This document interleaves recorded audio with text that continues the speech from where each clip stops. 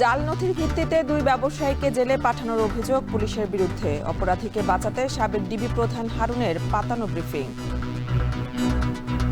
আমরা নানানভাবে প্রতারণার শিকার হই। ৪২টা দিন আমি নিরপরাধ একটা ছেলে জেলে ছিলাম। বিভিন্ন পক্ষের কর্মসূচিতে স্থবির চট্টগ্রাম বন্দর। কন্টেইনার জট কমাতে দ্রুত পণ্য খালাসের বিজ্ঞপ্তি। ঈদের ছুটিতেও খোলা কাস্টমস। কনসার্নিদেরকে বারবার তাগাদা দিচ্ছি, তারা তাদের কন্টেইনার কার্গো কাস্টমস ক্লিয়ারেন্স নিয়ে দ্রুত ছাড় করে নিয়ে যায়। লাইসেন্স টেকাতে লোকসানে সরকারকে চাল দিতে বাধ্য হচ্ছেন নাটোরের মিল মালিকরা। প্রতি কেজিতে ক্ষতি হচ্ছে 2 থেকে 3 টাকা।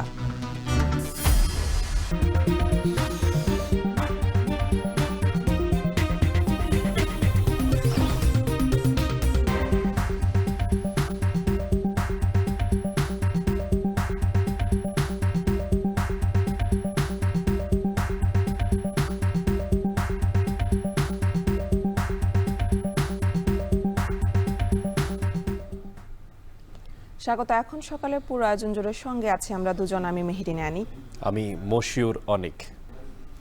গেল 15 বছরে অভিযানের নামে আসামি ধরে ডিবি কার্যালয়ে কতটি শুটিং হয়েছে তার কোনো হিসাবও নেই। গণ অভ্যুত্থান পরবর্তী সময়ে প্রশ্ন উঠেছে সাবেক ডিবি প্রধানের হারুনুর রশিদের পাতানো এক সংবাদ সম্মেলন নিয়ে। এই ঘটনায় ডিবির সাবেক কয়েকজন কর্মকর্তার বিরুদ্ধে অভিযোগ উঠেছে নিরীহ 2 ব্যক্তিকে মিথ্যা মামলা দিয়ে রিমান্ড ও 42 দিন জেল খাটানোর। বিস্তারিত রাব্বি হোসেনের অনুসন্ধানী প্রতিবেদনে।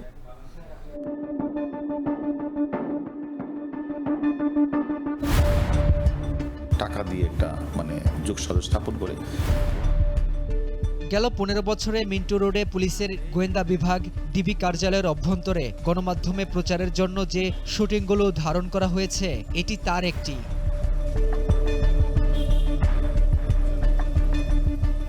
সজীব ও নিলয়, তাদের বিরুদ্ধে অভিযোগ বিদেশে যেতে আগ্রহীদের জন্য প্রয়োজনীয় পুলিশ ক্লিয়ারেন্স সনদ জাল করে হাতিয়ে নিয়েছেন লাখ লাখ টাকা। প্রতারক চক্রের তথ্য দিতে যথারীতি তৎকালীন ঢাকা মহানগর ডিবি প্রধানের এই সংবাদ সম্মেলন। 2022 সালের 4 আগস্টে ডিবি পুলিশের দায়ের করা এই মামলায় প্রায় 1.5 মাস কারাভোগ করেছেন এই 2 যুবক। কিন্তু গণঅভ্যুত্থান পরবর্তী সময়ে অনেক ঘটনার মতোই প্রশ্ন উঠেছে এই অভিযান ও মামলা নিয়ে। বিগত সরকারের আমলে আইন প্রয়োগকারী সংস্থার হাতে যেভাবে বেআইনি ও মানবাধিকার লঙ্ঘনের ঘটনা ঘটেছে, পুলিশ ক্লিয়ারেন্স মামলা তার একটি। ভুক্তভোগীরা বলছেন সাজানো এ মামলায় পুলিশের দেয়া সঠিক ছাড়পত্রকেই ভুয়া হিসেবে দেখিয়েছে পুলিশেরই আরেক সংস্থা ডিবি। এমনকি তদন্ত প্রতিবেদনেও কোনো প্রকার যাচাই বাছাই ছাড়া যুক্ত করা হয়েছে সাজানো অভিযান ও গ্রেপ্তারের তথ্য। এসব দাবির সত্যতা যাচাই করা প্রয়োজন।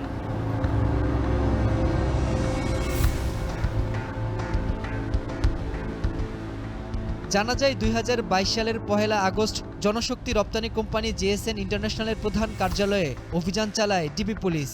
সেখান থেকে 5টি ভুয়া পুলিশ ক্লিয়ারেন্স সনদ ও 6টি ভুয়া সিল উদ্ধারের কথা জানায় ডিবি। এর মধ্যে 2019 সালের 17 মে শরীয়তপুরের জাজিরায় মোহাম্মদ বিলাল হোসেনের নামে ইস্যু করা জেলাটির পুলিশের বিশেষ শাখার তৎকালীন পুলিশ সুপার স্বাক্ষরিত এই ক্লিয়ারেন্সটিও রয়েছে। ডিবির ভুয়া হিসেবে দাবি করা বাকি 4টি ক্লিয়ারেন্স সনদের 3টিও শরীয়তপুর এসবি অফিস থেকে ইস্যুকৃত, বাকি একটি ঢাকা থেকে।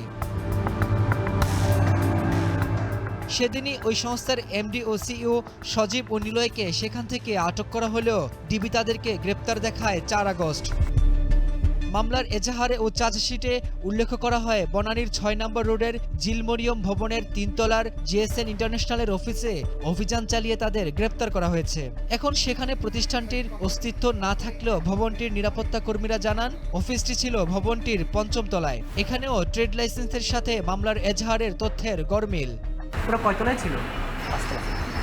একদম উপরে টপ লেভেলে।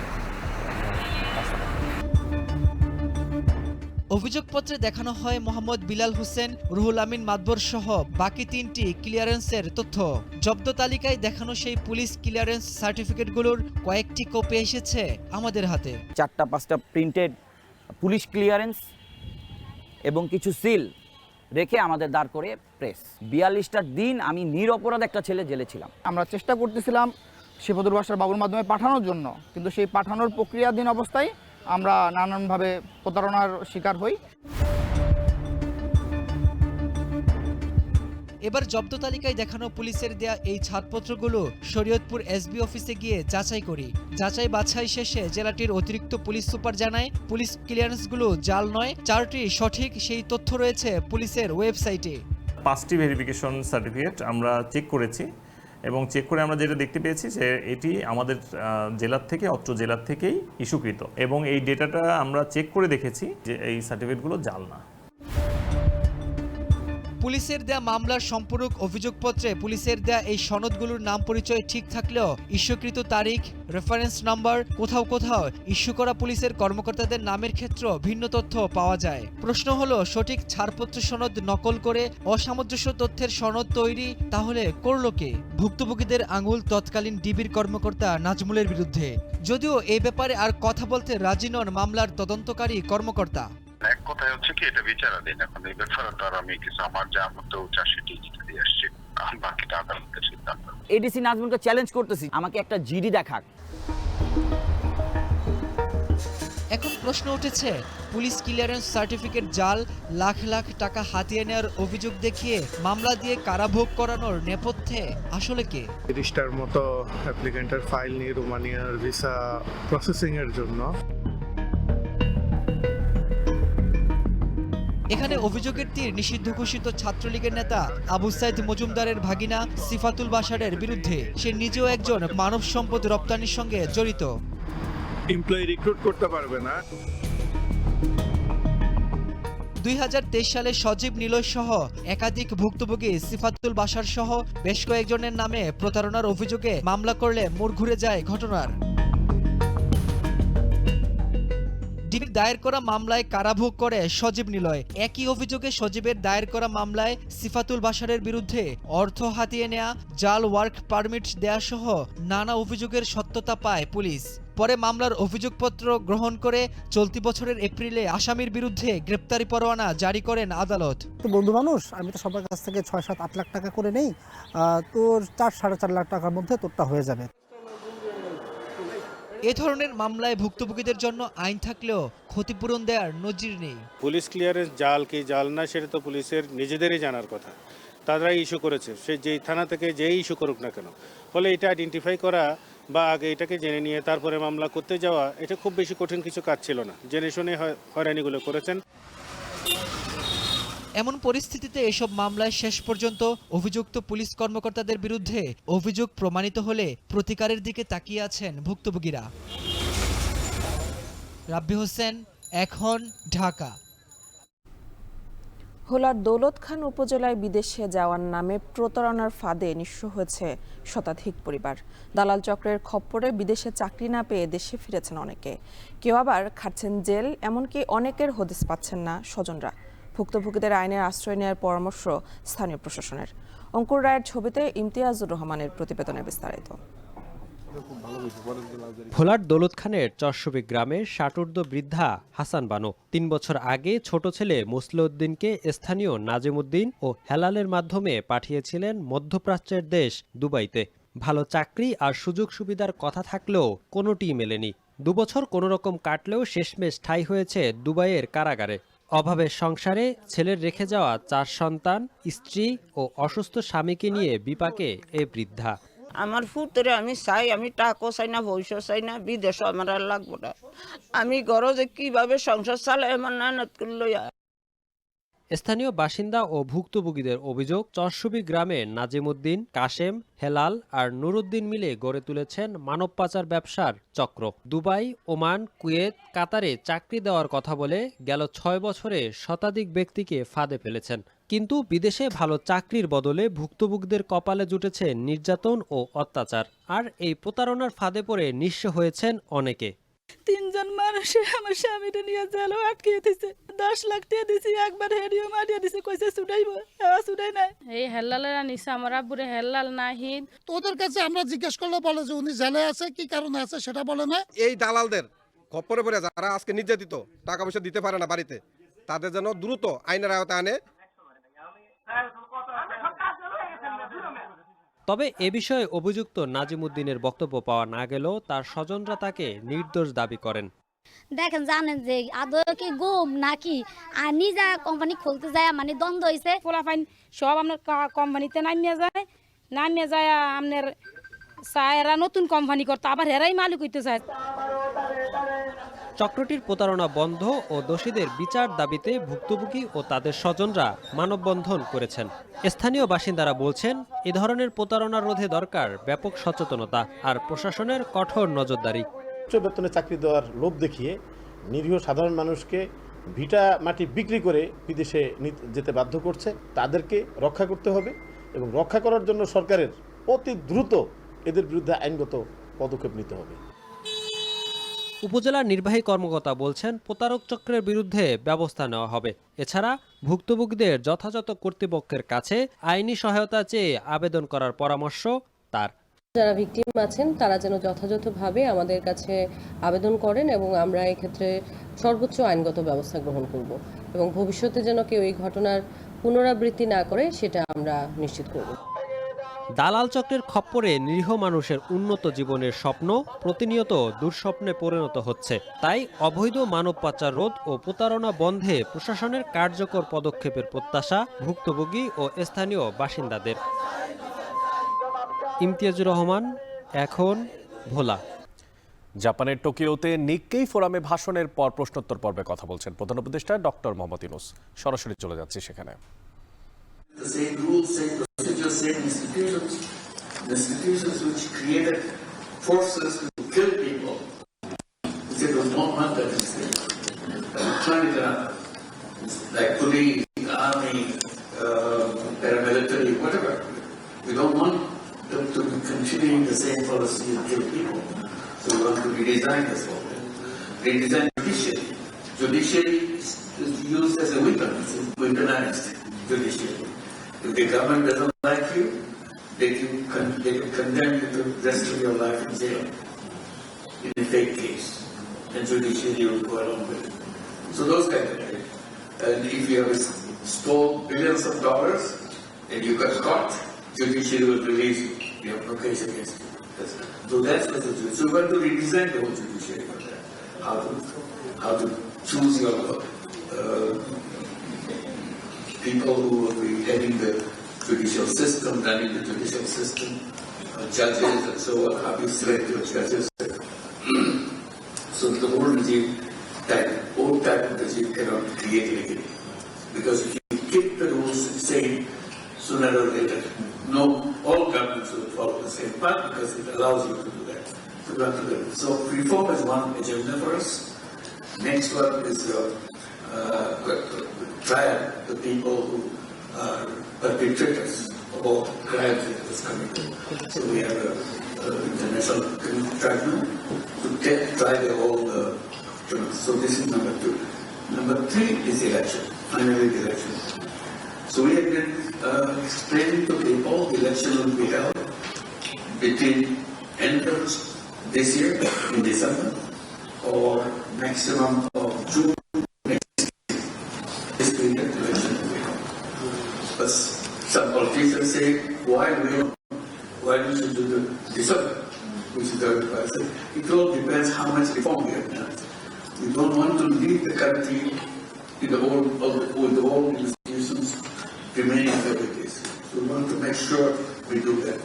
So we say December, if we can, in a hurry, we did some reform, other reforms can wait, we'll do it December.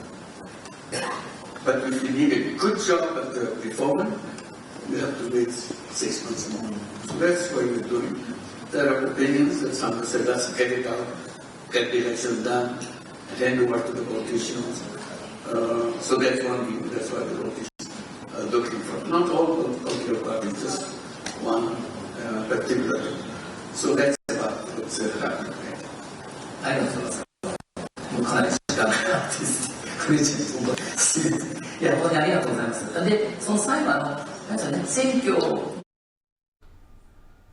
জাপানের টোকিওতে নিক্কেই ফোরামে ভাষণের পর প্রশ্নোত্তর পর্বে কথা বলছেন প্রধান উপদেষ্টা ডক্টর মোহাম্মদ ইউনূস।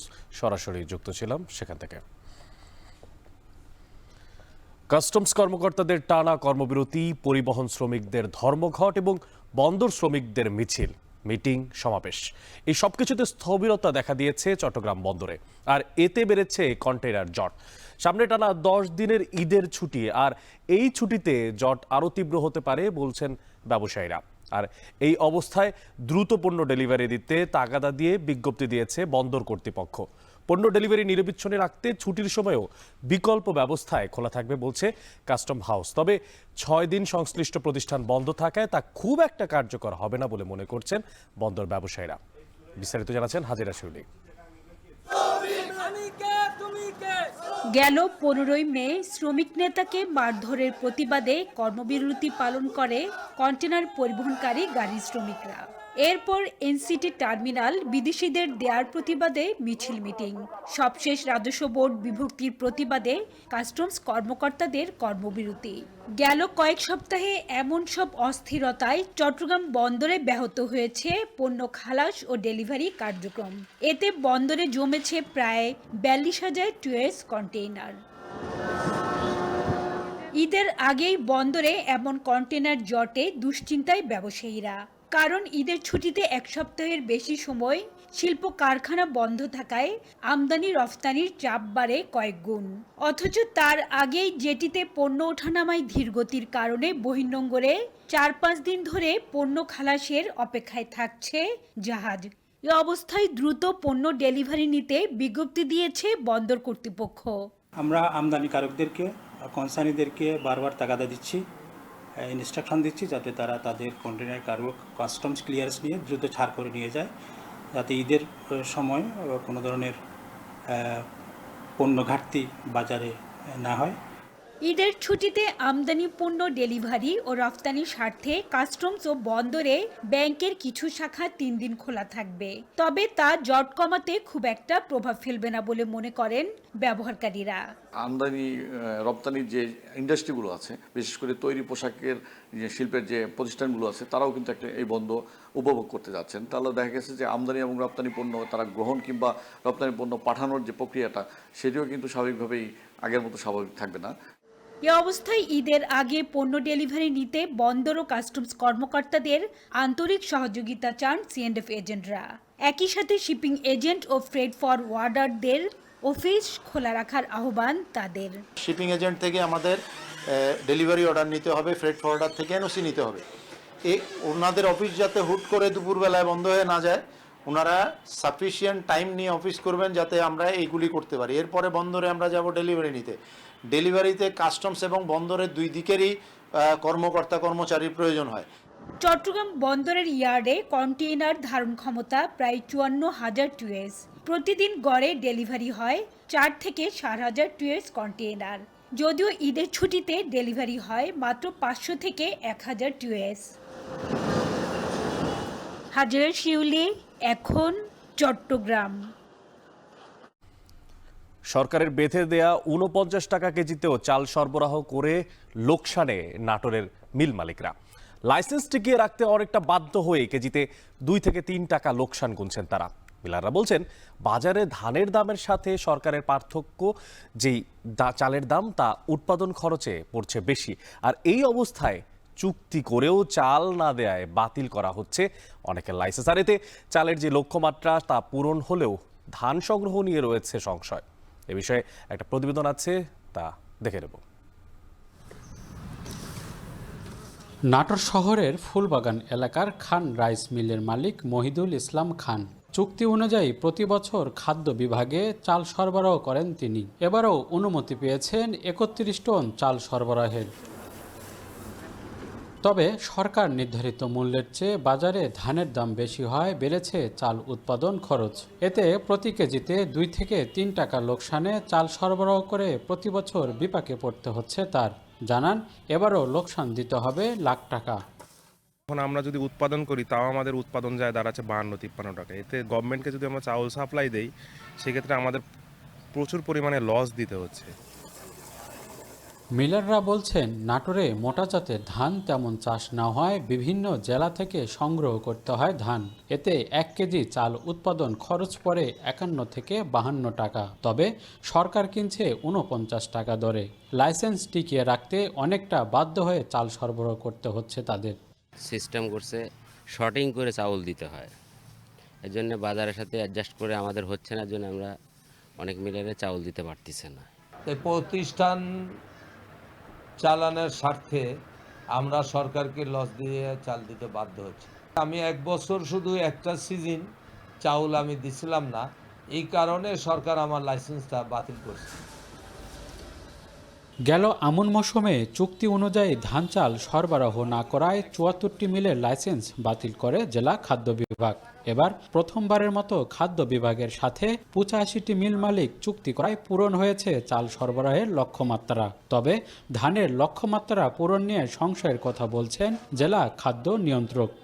চিকন ধানের আবাদটা বেশি, কিন্তু এখনো মোটা ধানের কর্তন এখনো হয় নাই। কর্তন হলেই আমরা আশা করি আমরা 100% ধান কিনতে পারবো বলে আশা করতেছি। এবছর 49 টাকা কেজিতে 17,614 টন চাল এবং 36 টাকা কেজিতে 4,357 টন ধান সংগ্রহ করবে জেলা খাদ্য বিভাগ। মাহবুব হোসেন, এখন নাটোর। ঈদকে কেন্দ্র করে টিসিবি পণ্যের মোড়ক পরিবর্তন ও মজুত করে অন্যত্র বিক্রির অভিযোগে বিপুল পরিমাণ পণ্য জব্দ করেছে সেনাবাহিনী। বুধবার মধ্যরাতে রাজধানীর ডেমরাল আমুলিয়া মডেল টাউন এলাকায় একটি গুদামে অভিযান চালায় সেনাবাহিনী। আর এই সময় জব্দ করা হয় প্রায় 3,500 বস্তা চাল, 800 বস্তা আটা, ডাল, তেলসহ নানা ধরনের টিসিবি পণ্য। ঘটনাস্থল থেকে 5টি ট্রাক জব্দ ছাড়াও 3 জনকে আটক করে সেনাবাহিনী। একই সময়ে রাজধানীর মান্ডা থেকে টিসিবি পণ্য ভিন্ন মোড়কে বিক্রির উদ্দেশ্যে মজুত করায় জব্দ করা হয় 211 বস্তা আটা ও 30 বস্তা চাল। আর এই সময়ে 3টি দোকান সিলগালা করে দেওয়া হয়।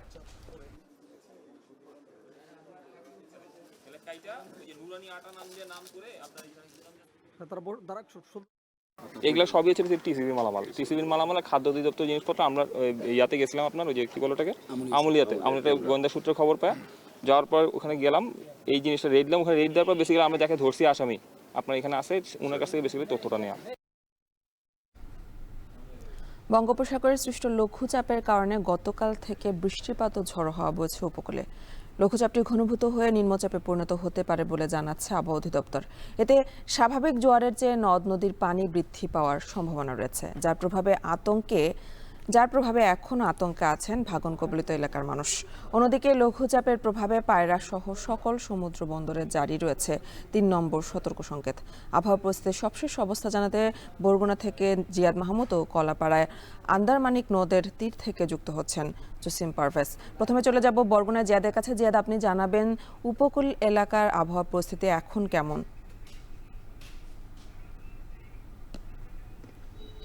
আপনি দেখতেই পাচ্ছেন যে বৃষ্টি হচ্ছে এবং গতকাল থেকে অতি ভারী বৃষ্টিপাত হয়েছে বরগুনাতে।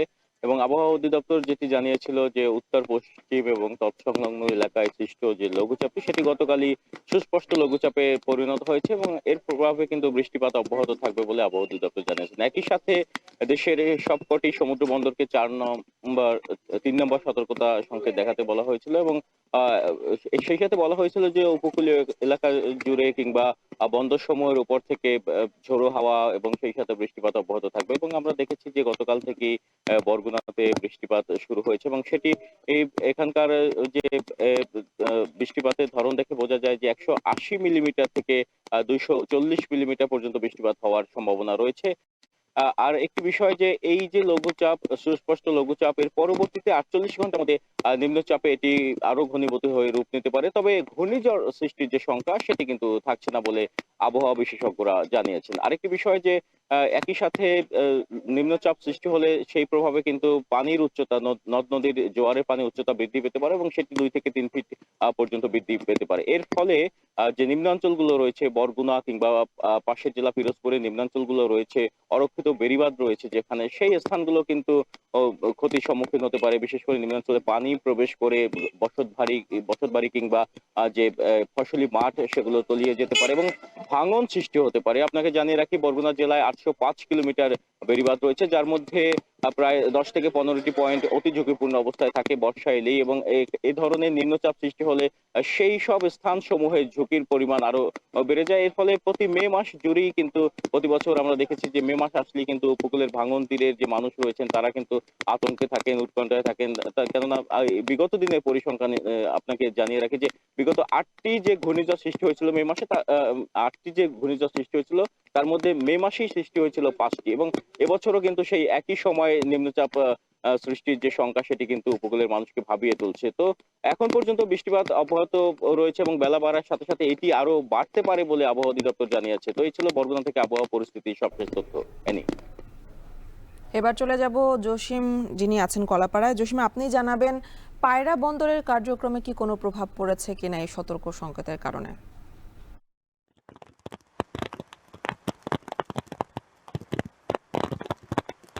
আপনি জানেন যে এটি স্পষ্ট লঘুচাপ, সে কারণেই কিন্তু যেহেতু ঘূর্ণিঝড় বা নিম্নচাপে এখনো নেয়নি, সে কারণে এখানে যে ভারী যানবাহন বা পণ্য নিয়ে আসা যে মাদার ভেসেল সহ অন্যান্য লাইটার জাহাজ রয়েছে, সে সকল লাইটার জাহাজ এবং মাদার ভেসেলে সেরকম কোনো প্রভাব বিস্তার করতে পারবে না, এমনটি জানিয়েছে এখানকার বন্দর সংশ্লিষ্ট কর্তৃপক্ষ। তবে যদি ঘূর্ণিঝড় বা অন্যান্য দুর্যোগ যদি এগিয়ে আসে, তাহলে এখানকার যে মাদার ভেসেল যোগে যে সকল কয়লাবাহী মাদার ভেসেল রয়েছে সেগুলো আউটার অ্যাঙ্করে চলে যাবে, গভীর সমুদ্রে চলে যাবে, এমনটি নিশ্চিত করেছে। এছাড়া আবহাওয়া অধিদপ্তর আমাদেরকে নিশ্চিত করেছে যে পটুয়াখালী জেলার কলাপাড়া মানে খেপুপাড়ায় প্রায় গত 24 ঘন্টায় 53 মিলিমিটার বৃষ্টিপাত রেকর্ড করা হয়েছে। এছাড়া এই উপজেলায় উপকূলের এই অঞ্চলে এখন কিন্তু ভারী বৃষ্টিপাত হচ্ছে, একই সঙ্গে ঝড়ো হাওয়া বয়ে যাচ্ছে। তো আপনাকে আরো জানিয়ে রাখি, এখন নদ নদীতে ভাটা চলছে, কিন্তু পানির উচ্চতা তেমন একটি বাড়েনি। যদি এই পূবালি বাতাস যদি অব্যাহত থাকে তাহলে এখানকার জোয়ারের পানি আরো বাড়বে এবং নিম্ন অঞ্চল প্লাবিত হওয়ার সংখ্যা দেখা দিয়েছে। আপনাকে আরো জানিয়ে রাখি, পটুয়াখালী জেলার মির্জাগঞ্জ এবং বাউফল কলাপাড়া উপজেলার কয়েকটি ইউনিয়নে ঝুঁকিপূর্ণ বেড়িবাঁধ রয়েছে। সেই বেড়িবাঁধ অঞ্চলে পানি উন্নয়ন বোর্ড তারা কঠোর নজরদারি রাখছে। ঝুঁকিপূর্ণ যে সকল বাঁধ সেখানে তারা জরুরি ভিত্তিতে কাজ করার পরিস্থিতি নিয়ে রেখেছেন। এছাড়া যে নিম্ন অঞ্চলের মানুষ রয়েছে, ভাটির মানুষ, তারা বেড়িবাঁধের বাহিরে যে সকল বসতি রয়েছে তারা আতঙ্কে রাত কাটাচ্ছেন। যদি জলোচ্ছ্বাস বা অস্বাভাবিক জোয়ার হয় তাহলে তাদের বাড়িঘর নিমজ্জিত হওয়ার শঙ্কার কথা তারা বলেছেন। আপনাকে জানিয়ে রাখি, গতকাল এবং আজ 2 দিন 2 রাতে কিন্তু কলাপাড়া উপজেলার বিভিন্ন ইউনিয়নের বেড়িবাঁধের বাহিরের যে সকল বসতি রয়েছে তাদের বাড়ি ঘর প্লাবিত হয়েছে এবং তাদের সাংসারিক কাজে ব্যাহত হচ্ছে বলে আমাকে নিশ্চিত করেছে। এই ছিল আমাদের সাথে। বঙ্গোপসাগরের সৃষ্ট লঘুচাপের কারণে উপকূল এলাকায় শুরু হয়েছে বৃষ্টিপাত ও ঝড়ো হওয়া, সে খবরে জানাচ্ছিলেন সহকর্মীরা। পার হয়ে গেছে 5 বছর, তবুও চালু করা সম্ভব হয়নি বান্দরবান সদর হাসপাতালের ইন্টেনসিভ কেয়ার ইউনিট। একদিকে অযত্ন অবহেলায় এই আইসিইউ রুমটি ব্যবহার হচ্ছে পরিত্যক্ত স্টোর রুম হিসেবে, আর এছাড়া পরিচর্যার অভাবে নষ্ট হচ্ছে কোটি কোটি টাকার মূল্যবান যন্ত্রপাতি। আর এতে করে একদিকে যেমন নষ্ট হচ্ছে সরকারি সম্পদ, ঠিক তার উল্টো দিকে আইসিইউ সেবা থেকে বঞ্চিত হচ্ছেন হাজার হাজার মানুষ। বাকিরা জানাচ্ছেন রিজবি রাহাত। দেখে পরিত্যক্ত স্টোর রুম মনে হলেও এটি বান্দরবান সদর হাসপাতালের ইন্টেনসিভ কেয়ার ইউনিট। 2020 সালে করোনাকালীন সময়ে উন্নত চিকিৎসা সেবার সুবিধার্থে বান্দরবান সদর হাসপাতালে স্থাপন করা হয় 5 শয্যার আইসিইউ রুম, কিন্তু দীর্ঘদিন ধরে ব্যবহার না হওয়ায় নাজেহাল অবস্থা এই আইসিইউ রুমের। অযত্ন অবহেলায় রুমটি ব্যবহৃত হচ্ছে পরিত্যক্ত স্টোর রুম হিসেবে। এছাড়াও পরিচর্যার অভাবে নষ্ট হতে বসেছে আইসিইউ বেড, ভেন্টিলেটর সহ কোটি টাকা মূল্যের বিভিন্ন যন্ত্রপাতি। সব ধরনের সুবিধা থাকার পরও আইসিইউ সেবা থেকে বঞ্চিত হচ্ছেন রোগীরা। কাঙ্ক্ষিত সেবা নিতে রোগীদের যেতে হয় জেলার বাইরে। এতে ভোগান্তিতে পড়েন দরিদ্র, অসহায় ও সাধারণ রোগীরা। তাই দ্রুত আইসিইউ সেবা চালুর দাবি স্থানীয়দের। হাজার হাজার কোটি টাকা আইসিইউ ইনস্ট্রুমেন্ট গুদামজাত করে রেখে লাভ কি যদি সেগুলো ইউজ করা না যায়? যতবার আসছে আমরা সবাই যে আইসিইউ বিষয়ে আমরা শুনছি, কিন্তু আইসিইউর কোনো ব্যবস্থাপনা আমরা কিন্তু দেখিনি। এই আইসিইউটা যদি বান্দরবান চালু হয়, আমাদের বান্দরবানের যে জনবল আছে খুবই উপকৃত হবে। স্টোরের জায়গা সংকটের কারণে আমরা এটা বর্তমানে স্টোর রুম হিসাবে ইউজ করছি। এদিকে প্রয়োজনীয় চিকিৎসক ও জনবল সংকটের কারণে আইসিইউ সেবা চালু করা সম্ভব হচ্ছে না বলে জানান আবাসিক মেডিকেল অফিসার। আইসিইউ চালাতে গেলে সবসময় একটা অভিজ্ঞ ডাক্তার, অভিজ্ঞ আইসিইউ অ্যানেস্থেটিস্ট, এগুলো আরম্ভ করে সিসিইউ করা, এরকম ডাক্তার দরকার। এই জনবল পাশাপাশি এমএলএসএস থেকে আরম্ভ করে একটা 5 বেডের জন্য হলো অন্তপক্ষে 20-30 জনের একটা জনবলের প্রয়োজন আছে। এটা হলেই অতি সত্বর দ্রুত যে কোনো সময় এই বান্দরবানে এটা চালু করা হবে। অর্থ সংকট, জনবল ঘাটতি ও অবহেলায় দিন দিন বিপর্যস্ত হয়ে পড়ছে জেলার লক্ষাধিক মানুষের চিকিৎসা সেবার একমাত্র আশ্রয়স্থল বান্দরবান সদর হাসপাতাল। এখন বান্দরবান।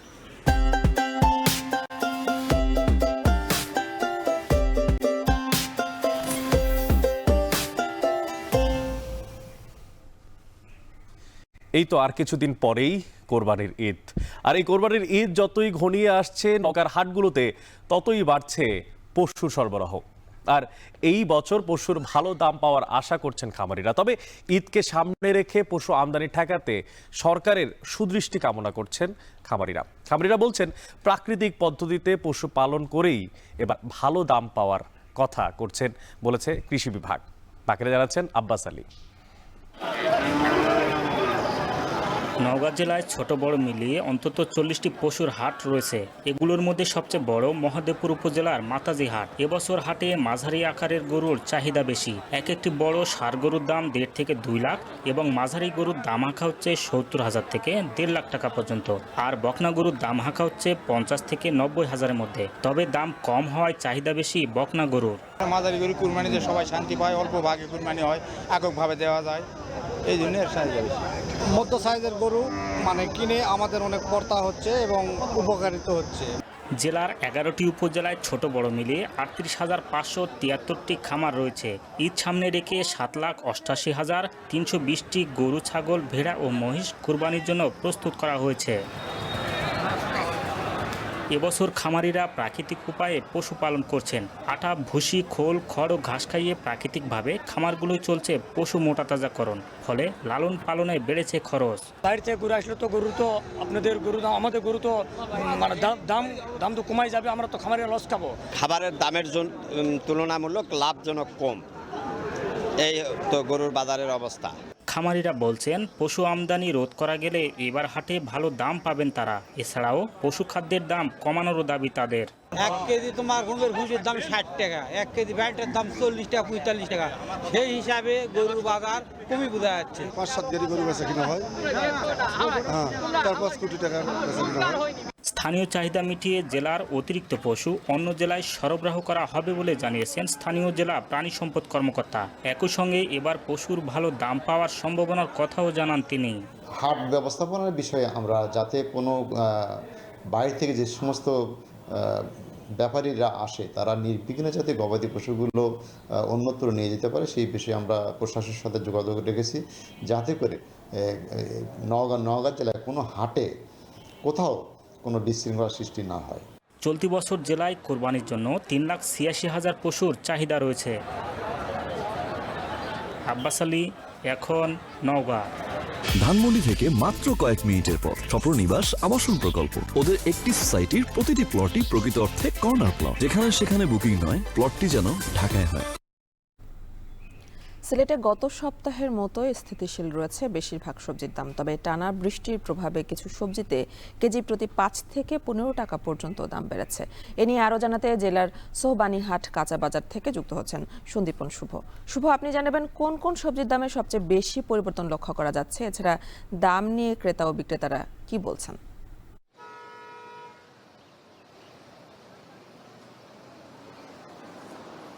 এনি আপনাকে প্রথমেই শুভ সকাল জানাচ্ছি। এবং সিলেটের সবজির বাজারে ঈদুল আজহা কিন্তু আর মাত্র কয়েকদিন পরে, তবে এখনও দাম কিন্তু অপরিবর্তিত রয়েছে। এবং গত সপ্তাহে আমরা যেমনটি দেখেছি এখানে তেমনটি আজকেও দেখতে পাচ্ছি, তবে কিছু কিছু সবজির দাম দু এক পদের সবজির দাম বেড়েছে এবং কিছু কিছু সবজির দাম কমেছেও। আমি যদি আজকের বাজার দরটা আপনাকে একটু জানাতে চাই, তাহলে প্রথমেই বলতে হয় ঢেঁড়সের কথা। ঢেঁড়স কিন্তু গত সপ্তাহে আমরা যেমনটি দেখেছিলাম এই সপ্তাহেও তেমনটি পাইকারি বাজারে 20 থেকে 25 টাকায় বিক্রি হচ্ছে, যেটি খুচরা বাজারে 35 থেকে 40 টাকায় বিক্রি করা হচ্ছে। পাশাপাশি যদি আমি বেগুনের কথা বলতে যাই, সেক্ষেত্রে বেগুন কিন্তু পাইকারি বাজারে 30 থেকে 40 টাকায় বিক্রি হচ্ছে, যেটি খুচরা বাজারে 50 থেকে 60 টাকায় বিক্রি হচ্ছে। তবে দু এক পদের সবজির দাম কিছুটা বেড়েছে, যেমন বলতে হয় পেঁপের কথা। পেঁপে কিন্তু 60 থেকে 70 টাকা খুচরা বাজারে বিক্রি হচ্ছে আজকে। এবং মুখী কচু নামে একটি সবজি পাওয়া যায়, যেটি সিলেটের জনপ্রিয়, সেটির দামও কিন্তু আজকে খুচরা বাজারে 70 থেকে 80 টাকায় বিক্রি হচ্ছে এবং যেটি পাইকারি বাজারে কিন্তু 60 টাকায় বিক্রি হচ্ছে। পাশাপাশি যদি আমি অন্যান্য সবজির কথা বলি, এটা অনেকটাই কিন্তু দাম, যেমন কাঁচামরিচের কথা যদি বলতে যাই, কাঁচামরিচের দামও কিন্তু বেশ স্বাচ্ছন্দ্যের মধ্যে রয়েছে। কাঁচামরিচও কিন্তু আজকে 60 থেকে 70 টাকা খুচরা বাজারে বিক্রি হচ্ছে এবং গত সপ্তাহে সেটি কিন্তু আরও বেশি দামে বিক্রি হয়েছিল, অর্থাৎ দাম কমেছে। অর্থাৎ বলা যায় যে ক্রেতারা কিন্তু অনেকটা সন্তুষ্ট রয়েছে। তারা বলছেন যে স্বস্তির মধ্য দিয়ে কিন্তু আজকে তারা সবজি বাজার করতে পারছেন। এই ছিল আমার কাছে সবজির বাজার থেকে সবশেষ। সিলেটের সবজি বাজার নিয়ে জানাচ্ছিলেন সহকর্মী সন্দীপন শুভ। আগামী অর্থবছরের বাজেটে যথাযোগ্য মূল্যায়ন ও প্রবাসীদের স্বার্থকে গুরুত্ব দেওয়ার দাবি জানিয়েছেন কাতার প্রবাসীরা। রেমিটেন্স পাঠিয়ে দেশের আর্থসামাজিক উন্নয়ন সহ সার্বিক ক্ষেত্রে গুরুত্বপূর্ণ ভূমিকা রাখলেও প্রবাসীদের দাবি কোনো সরকারই পূরণ করে না বলে অভিযোগ তাদের। কাতার থেকে আনোয়ার হোসেন মামুনের তথ্য, ছবিতে দেখবেন বিস্তারিত। বাংলাদেশি পরিবার পরিজনের মুখে হাসি ফোটাতে দিনরাত পরিশ্রম করে চলছেন 1.5 কোটিরও বেশি প্রবাসী। রেমিটেন্সকে বলা হয় বাংলাদেশের অর্থনীতির মূল চালিকা শক্তি, কিন্তু এই রেমিটেন্স যোদ্ধাদের জন্য জাতীয় বাজেটে রাখা হয় না তেমন কোনো বিশেষ বরাদ্দ। 2025-26 অর্থ বছরে বাংলাদেশের জাতীয় বাজেটকে সামনে রেখে প্রবাসীদের প্রত্যাশা অনেক। নতুন বাজেটে রেমিটেন্সের ওপর প্রণোদনা বৃদ্ধি, প্রবাস থেকে দেশে 5টি মোবাইল ফোন নেওয়ার সুযোগ দেয়া এবং মরদেহ রাষ্ট্রীয় খরচে দেশে পাঠানোর দাবি জানান প্রবাসীরা। এই বাজেটের মধ্যে যে আমাদের এটা থাকে, অন্তত আমরা 5টা মোবাইল নিয়ে যেতে পারি, কারণ আমাদের আম্মা আছে, আব্বা আছে, আমরা 2 বছর পর 3 বছর পর প্রবাস থেকে আমরা দেশে যাই। সরকারের কাছে এটাই দাবি জানাচ্ছি যে বর্তমানে যে প্রবাসীদের যে পাঠানো যে রেমিটেন্স, সেটার উপরে 5% দেওয়ার জন্য সরকারের কাছে বিশেষ অনুরোধ করব। তাদের প্রবাসীদের পাঠানো অর্থ রেমিটেন্সটা বরাবর সাধারণ মানুষ পাচ্ছে কিনা সেই ব্যাপারে সরকারি নজরদারি করার জন্য বিশেষ অনেকে মারা যায়, তো মারা যাওয়ার পর কি হয়, এই লাশ নিয়ে খুব ভোগান্তি পাইতে হয়। অনেকে পয়সা খরচ করে আমরা প্রবাসী যারা আছে, আমরা টাকা পয়সা কালেক্ট করে এই লাশটা আমাদের বাংলাদেশে পাঠাতে হয়। যে সরকার এখন গভর্নমেন্টের দায়িত্বে আছে, তাদের কাছে আমরা একটাই অনুরোধ করব যে লাশটা যাতে আমরা বিনা পয়সায় আমাদের দেশে পৌঁছাতে পারি। গেল অর্থ বছরের প্রথম 10 মাসে দেশে রেমিটেন্স প্রবাহ $25 বিলিয়ন অতিক্রম করেছে, যা এখন পর্যন্ত কোনো একক অর্থ বছরে রেমিটেন্স আয়ের সর্বোচ্চ রেকর্ড। 2.5% প্রণোদনার কারণে হুন্ডি ও অর্থ পাচার কমার পাশাপাশি বৈধ ব্যাংকিং চ্যানেলের মাধ্যমে রেমিটেন্স প্রবাহ বাড়ছে। আসছে বাজেটে প্রণোদনা বৃদ্ধি করে 5% করা হলে আরও ব্যাপক হারে রেমিটেন্স যাবে বলে মনে করছেন প্রবাসীরা। এখন কাতার। পরমাণু সমৃদ্ধকরণ নিয়ে ইরানের সঙ্গে সমঝোতা করতে পারলে মার্কিন প্রেসিডেন্ট ডোনাল্ড ট্রাম্প নোবেল শান্তি পুরস্কারের জন্য মনোনীত হতে পারেন বলে ধারণা করছেন বিশ্লেষকরা। তাদের মতে ঠিক এ কারণে তেহরানের সঙ্গে সুর নরম করে বারবার আলোচনার পথে হাঁটছেন মার্কিন প্রেসিডেন্ট। অন্যদিকে মধ্যপ্রাচ্য বিশ্লেষকরা মনে করেন জাতীয় নিরাপত্তা আর পরমাণু প্রকল্পে হামলার আশঙ্কা অতীতের চেয়ে তীব্র হওয়ায় ওয়াশিংটনের প্রস্তাব আমলে নিতে পারে তেহরানও। সতীর্থ কর্মকারের প্রতিবেদনে বিস্তারিত। গেল সপ্তাহে পরমাণু ইস্যুতে ইতালির রোমে পঞ্চম ধাপের বৈঠক শেষে কিছু ইতিবাচক অগ্রগতির আভাস দেয় ওয়াশিংটন ও তেহরান।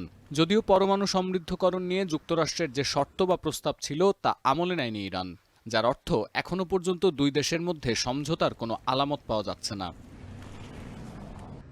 বরং গেল সোমবার ইরানের প্রেসিডেন্ট মাসুদ পেজেশকিয়ান বলেছেন, ওয়াশিংটনের সঙ্গে পরমাণু ইস্যুতে সমঝোতা না হলেও টিকে থাকার সক্ষমতা আছে তেহরানের। মূলত পশ্চিমা নিষেধাজ্ঞার কারণে ক্ষতিগ্রস্ত অর্থনীতি পুনর্গঠনে ইরান ট্রাম্পের সামনে সুর নরম করতে পারে এমন গুঞ্জন উড়িয়ে দিয়েছেন Pezeshkian.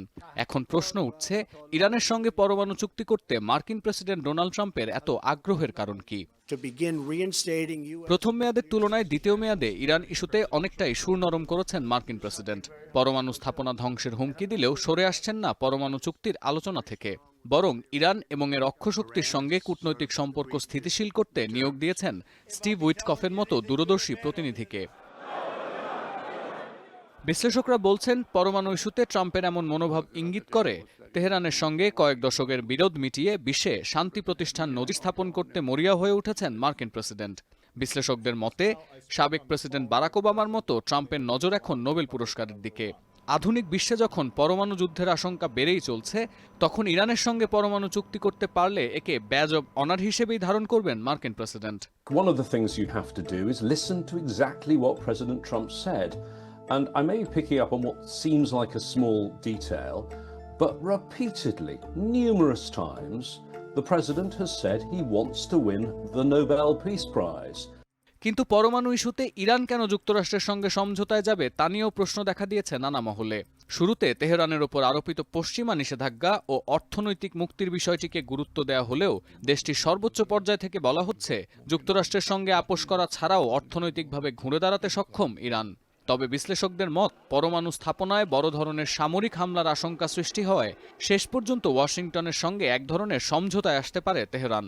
The military threat against their nuclear program and against their country is now much more palpable and credible than it has been in years. কাজেই বৈঠক থেকে যুক্তরাষ্ট্র ও ইরান কোনো সমঝোতায় পৌঁছাতে পারবে না এমন গুঞ্জন এখনো মেনে নেয়ার মতো পরিস্থিতি তৈরি হয়নি বলে মত বিশ্লেষকদের। বরং তারা বলছেন, ট্রাম্প প্রশাসন ইউরেনিয়াম সমৃদ্ধকরণের মাত্রা নিয়ে কিছুটা নমনীয় শর্ত দিলে তেহরান বরং তা বিবেচনা করতে পারে। সতীর্থ কর্মকার, এখন বিশ্ব। শেষ করব এখন সকাল। তার আগে শিরোনামগুলো জানিয়ে দিচ্ছি আরো একবার। সবাই নয়, একটি দল ডিসেম্বরে নির্বাচন চাইছে। পূর্ণাঙ্গ সংস্কারের জন্য আরো 6 মাস সময় প্রয়োজন, টোকিওতে নিক্কেই ফোরামে বললেন প্রধান উপদেষ্টা। জাল নথির ভিত্তিতে 2 ব্যবসায়ীকে জেলে পাঠানোর অভিযোগ পুলিশের বিরুদ্ধে। অপরাধীকে বাঁচাতে সাবেক ডিবি প্রধান হারুনের পাতানো ব্রিফিং। আমরা নানানভাবে প্রতারণার শিকার হই।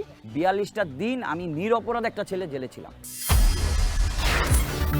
বিভিন্ন পক্ষের কর্মসূচিতে স্থবির চট্টগ্রাম বন্দর। কন্টেইনার জট কমাতে দ্রুত পণ্য খালাসের বিজ্ঞপ্তি। ঈদের ছুটিতেও খোলা কাস্টমস। কনসার্নিদেরকে বারবার তাগাদা দিচ্ছি, তারা তাদের কন্টেইনার কার্গো কাস্টমস ক্লিয়ারেন্স নিয়ে দ্রুত ছাড় করে নিয়ে যায়। লাইসেন্স টেকাতে লোকসানে সরকারকে চাল দিতে বাধ্য হচ্ছেন নাটোরের মিল মালিকরা। প্রতি কেজিতে ক্ষতি হচ্ছে 2 থেকে 3 টাকা। এই ছিল এখন সকালে। এখন টেলিভিশন ওয়েবসাইটে দেখতে ভিজিট করুন www.ekhon.tv। এছাড়া এখন টেলিভিশন ফেসবুকে দেখতে ভিজিট করুন facebook.com/tv.ekhon এবং ইউটিউবে এখন টেলিভিশন দেখতে ভিজিট করুন youtube.com/c/ekhon tv।